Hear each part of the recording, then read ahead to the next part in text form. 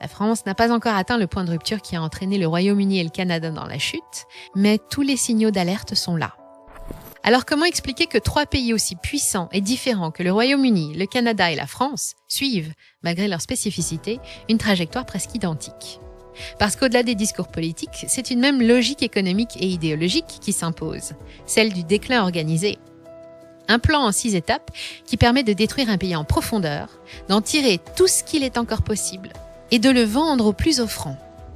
La première étape, c'est la destruction de l'industrie.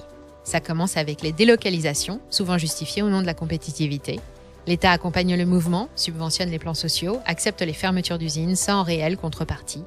L'industrie pour un pays, c'est un sésame précieux vers la croissance et l'indépendance. En 20 ans, l'industrie est réduite à peau de chagrin.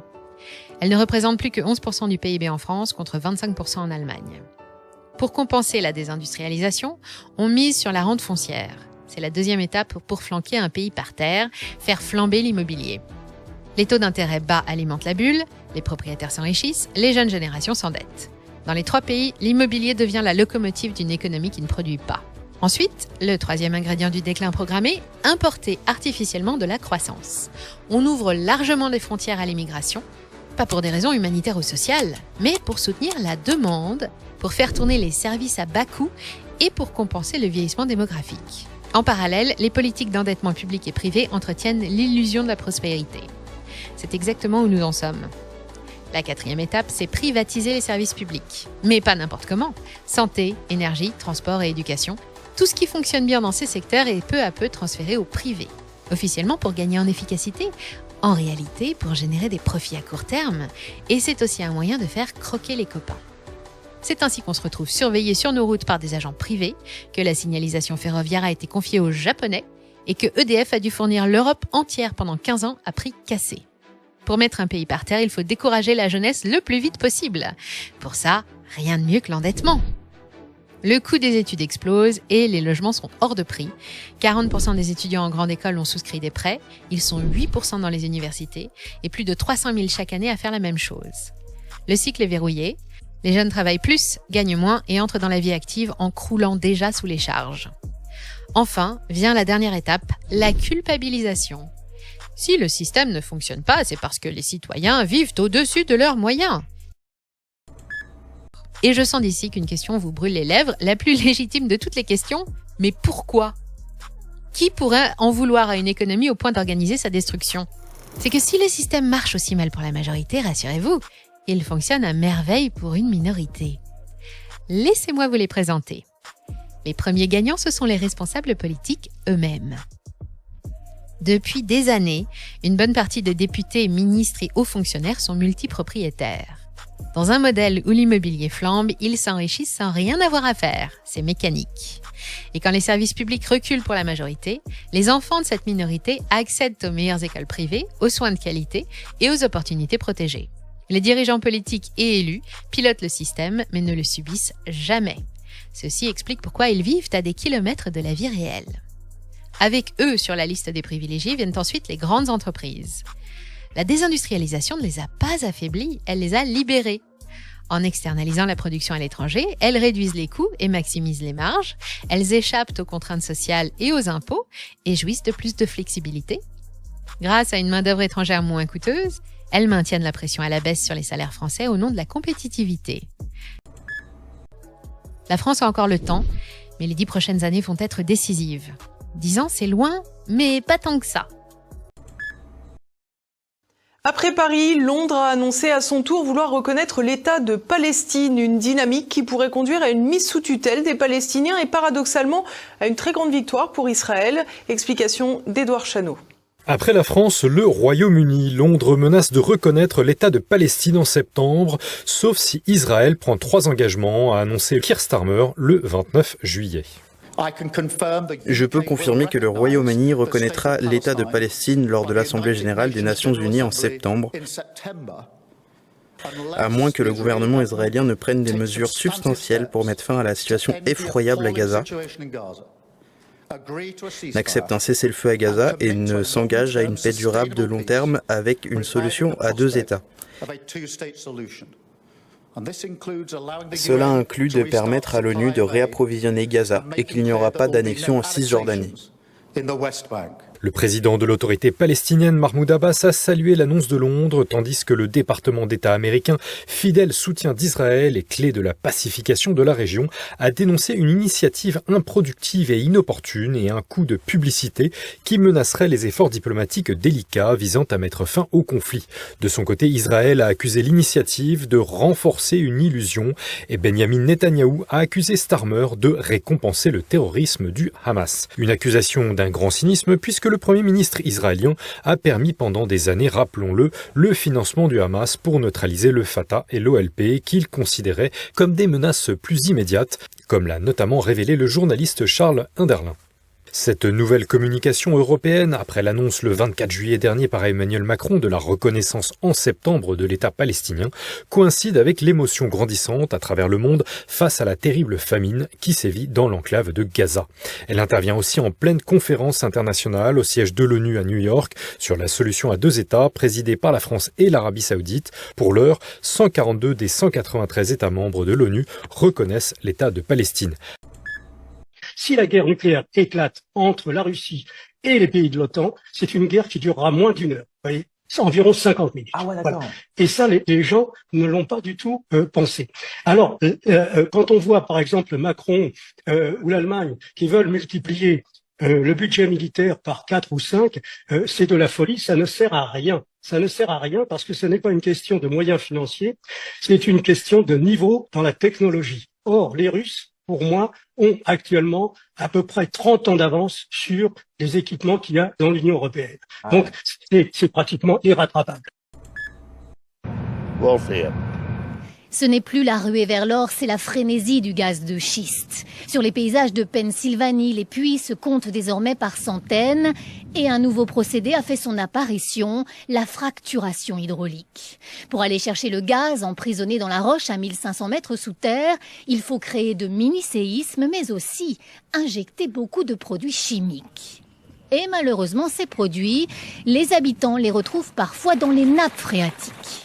Ce riverain a gardé quelques échantillons d'eau sortis de son robinet, une eau impropre à la consommation. Cette eau était tellement mauvaise, quand ma fille a pris une douche une fois, elle a dû s'allonger sur le sol, elle a cru s'évanouir.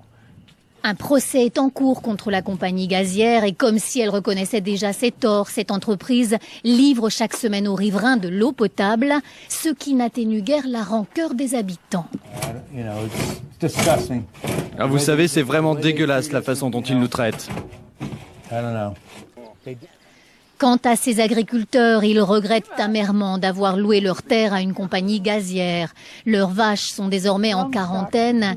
Elles ont bu de l'eau contaminée après le creusement d'un puits de gaz de schiste. Au début, je me suis dit, c'est super cette nouvelle ressource. Elle est là, autant l'utiliser. Mais en fait, c'est devenu un vrai cauchemar. Sur une autre ferme, dans un autre état, des vaches sont carrément mortes après avoir bu de l'eau contaminée. L'impact sur l'environnement est donc considérable. Mais les habitants de la région sont majoritairement pour le gaz de schiste. Ce plombier n'a jamais fait d'aussi bonnes affaires. Le gaz de schiste a fait décoller toute l'économie du coin. Ici, il n'y a pas assez de gens. On a vraiment besoin de gens pour travailler. Il y a vraiment beaucoup d'emplois ici. Ces agriculteurs espèrent encore que ce puits creusé sur leurs terres les rendra un jour plus riches, mais en attendant, leurs vaches sont invendables. Les arabo-musulmans ont tué plus que les occidentaux. Les deux doivent être condamnés définitivement. C'est la réalité, parce que je veux bien qu'on parle de commémoration, mais on braque toujours les projecteurs sur la traite transatlantique, alors que la traite négrière arabo-musulmane a été la plus longue de calamités dans l'histoire de l'humanité, puisqu'elle a duré plus de 13 siècles sans être. Vous vous rendez compte que ça crée presque un scandale de montrer le calvaire des Noirs par des Noirs et par les Arabes. C'est toujours cette histoire de solidarité religieuse. L'Afrique compte aujourd'hui entre 400 et 500 millions de musulmans. On dirait que les descendants des victimes n'ont pas envie d'accuser les descendants des bourreaux. Et tout ce beau monde s'arrange sur le dos de l'Occident. Et vous écrivez que c'est la colonisation des Européens qui a vraiment mis fin à la traite arabo-musulmane. C'est bien la colonisation européenne, anglaise et française, plus française que anglaise, puisque en France, ils ont joué le jeu. Il y a eu même des villages de liberté qui étaient créés par le colonel Archinard. Alors que de l'autre côté, les Anglais laissaient passer les bouts, parce qu'ils avaient peur de se fâcher avec les Arabes qui auraient pu leur couper la route des Indes. Vous voyez, c'est un peu plus ambigu.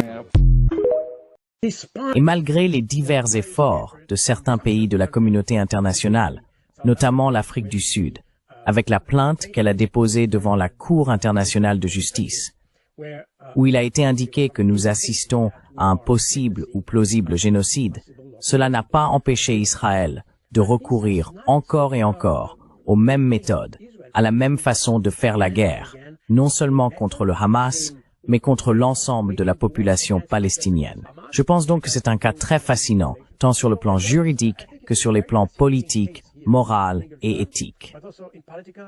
En tant qu'ancien officier militaire, je dirais que j'ai honte du fait que des officiers et soldats israéliens se qualifient eux-mêmes d'officiers et de soldats, car pour moi, il ne s'agit que de terrorisme.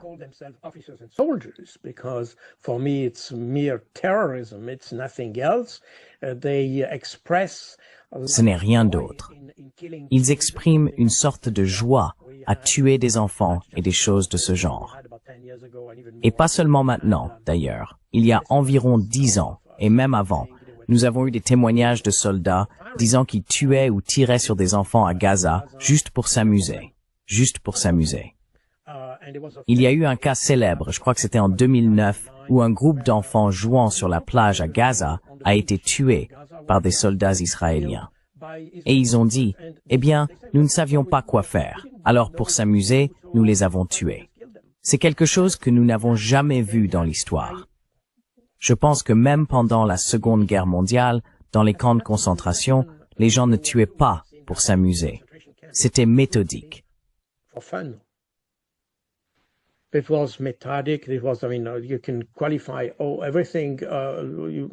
Vous pouvez qualifier les choses comme vous le souhaitez, ce qu'ont fait les Allemands. Mais il ne semblait pas qu'ils prenaient plaisir à tuer des gens. Ici, c'est différent. Et c'est quelque chose d'assez unique qui rend ce conflit unique. Et la manière dont le gouvernement répond aux critiques internationales le rend unique également. Et cela va au-delà de ce que nous voyons à Gaza, car lors de la récente guerre de 12 jours avec l'Iran, et cette attaque d'Israël contre l'Iran, c'est fascinant, sachant que la communauté du renseignement américaine avait déclaré qu'il n'y avait pas d'armes nucléaires en Iran. Donc cela signifie qu'il n'y a aucune justification rationnelle ou factuelle pour déclencher une guerre, attaquer des civils, bombarder des civils et des choses de ce genre. Et je pense que c'est assez unique dans l'histoire.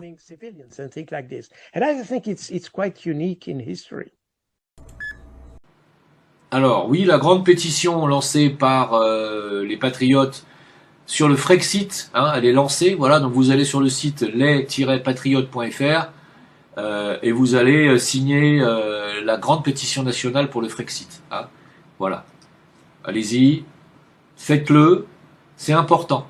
C'est vraiment, aujourd'hui, c'est une priorité. Mais ce que je viens de vous dire là, cet accord européen-américain était prévu par Q depuis 2018. Tu veux la preuve? Merci à Alexis de me l'avoir tendu, cette preuve. Il est où mon curseur? Je le trouve plus. Eh bien voilà, Alexis a posté ça aujourd'hui. Planification militaire de longue date. Le message de Q du 27 juillet 2018 explique que les États-Unis gagnent dans les négociations tarifaires avec l'UE qui n'existaient pas à l'époque. Oui, parce que l'UE ne maîtrisait pas ses tarifs douaniers à l'époque. OK? Que ce soit clair. Donc effectivement, Mr. Poole nous dit UE destruction. Ce que je viens de vous dire tout à l'heure. Nous assistons à la fin de l'Union européenne. 25 juillet 2018. L'UE a cligné des yeux. Concession faite, 0 tarif États-Unis-UE. Comment pouvait-il savoir ça en 2018? Si ce n'est pas une preuve de l'existence de Q et de la véracité de Q, 25 juillet 2018, on est le 29. L'UE a cligné des yeux. Concession faite, 0 tarif États-Unis-UE. Ça veut dire quoi? Eh bien, les États-Unis paieront 0. au niveau des tarifs douaniers. L'Amérique d'abord, ce qui se passe lorsque le POTUS ne se vend pas. Après une annonce aussi énorme, quelles questions ont été posées à POTUS? La Russie retarde sa rencontre avec Poutine,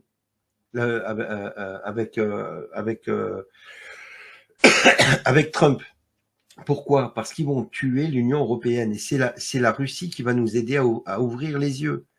Les yeux ouverts, les mainstream ne représentent plus le peuple. On va en parler dans un instant. Trump vient de demander la révocation de toutes les licences de télé américaines. L'époque où nos dirigeants se remplissaient les poches et aux dépens du contribuable américain est révolue. Est-ce que c'est clair pour vous? C'est encore une preuve que Q avait des informations avant. Candace Owens expose Éric Dupond-Moretti et met un terme définitif à sa carrière. Boum! Alors que Dupond-Moretti monte au front pour défendre Brigitte Macron, Candace contre-attaque avec une affaire qu'il aurait préféré enterrer à jamais. Owens ressort l'affaire Denis Manéchez, un père violeur qui met sa fille enceinte 3 fois et que Dupond-Moretti a défendu, parlant même d'inceste heureux. Libéré en 2012, il tue sa fille en 2014. Betty, la sœur de la victime, a écrit un livre « Ce n'était pas de l'amour ». Silence radio en France. Candace Owens balance tout sur X, aux USA, au Japon. L'affaire explose. Pendant que Dupond-Moretti accuse l'extrême droite, personne ne parle du passé. Personne n'ose le confronter. Candace, elle, ne lâchera pas. Alors, on protège qui en France? Les victimes ou les puissants? À toi de juger. Like, commente, partage. Faut que ça se sache. Et si vous voulez savoir pourquoi, c'est parce que, comme je l'ai dit au début de l'émission, Éric a des compétences uniques. En d'autres termes, les affaires qu'il prend en charge en tant qu'avocat, celles dans lesquelles il intervient, ont toutes un thème commun. Et je vais donc vous parler brièvement de quelques-unes de ces affaires. Et je vous invite à effectuer vos propres recherches de votre côté, parce que je ne sais pas là de brosser un tableau absolument noir de la personne, hein. La première affaire est connue sous le nom de l'affaire Manéchez, référence à un homme qui s'appelle Denis Manéchez. Il rencontre une jeune femme, jeune lui aussi, adolescent. Cette jeune femme s'appelle Laurence. Ils décident de se marier et de commencer une vie ensemble. Et immédiatement dans la foulée, ils commencent à avoir des enfants ensemble. Pour contextualiser, Denis Manéchez est un ingénieur très compétent. Il gravit petit à petit les échelons dans une entreprise automobile, devient petit à petit au poste de cadre supérieur. Laurence et lui ont 5 enfants. Je vais vous simplifier la tâche en vous créant un petit tableau pour que vous puissiez suivre toute l'histoire. Ils ont ensemble 3 filles, Virginie, l'aînée, qui est née en 1981. Ensuite, ils ont Betty et une autre fille appelée Samantha. Ils ont également ensemble 2 garçons, Tony et Dimitri. Non, Skyler, tu peux laisser afficher le tableau pour que les gens puissent suivre pendant que je parle? Ok, donc Laurence, sa femme, apparemment, son passe-temps, c'est de dépenser de l'argent. Et Denis est tout à fait ravi de la laisser dépenser son argent, tant qu'il puisse parvenir à un petit accord. Et cet accord, c'est qu'elle peut dépenser tout l'argent qu'elle veut, il ne posera pas de questions, tant qu'elle ferme les yeux pendant que lui viole tranquillement leur fille. Et franchement, je plaisante pas là. C'est avis aux téléspectateurs, avis aux auditeurs, attention, disclaimer, disclaimer. C'est clairement l'accord qu'ils ont conclu ensemble. Yo, all hands, hoist the colors high. Heave ho, thieves and beggars, never shall we die.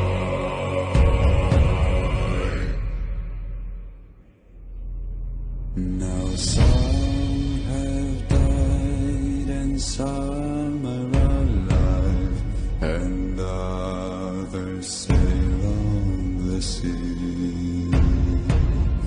With their keys to the cage and the devil to pay, we lay to Fiddler's Grave.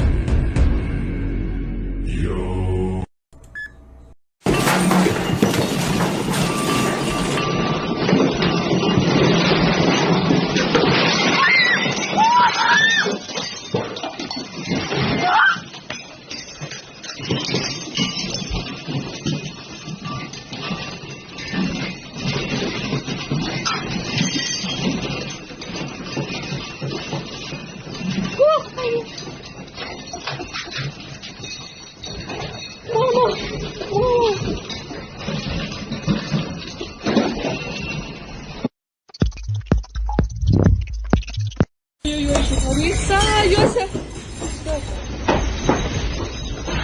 Господи, боже мой!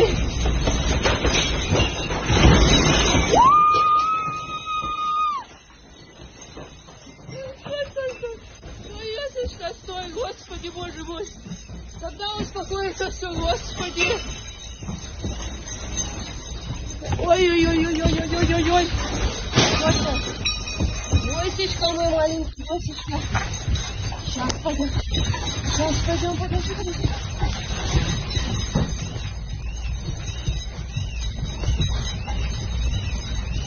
Ой, Господи!